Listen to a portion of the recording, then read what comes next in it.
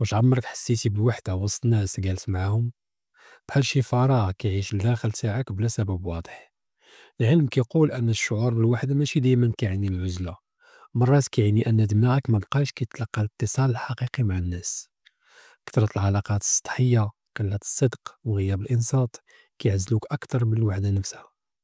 والقرآن قال: ألا بذكر الله تطمئن القلوب. الروح كتجوع، ولكن ما كتشبعش بالكلمات ولا بالناس، كتحتاج وصال مع الله. المرة الجاية اللي تحس فيها بالوحدة ما تجريش تهرب منها، اسمعها. يمكن روحك كتقول لك رجعني لله.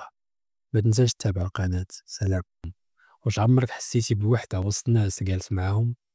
بحال شي فراغ كيعيش لداخل تاعك بلا سبب واضح. العلم كيقول أن الشعور بالوحدة ماشي دايما كيعني العزلة، مرات كيعني أن دماغك مبقاش كيتلقى الاتصال الحقيقي مع الناس.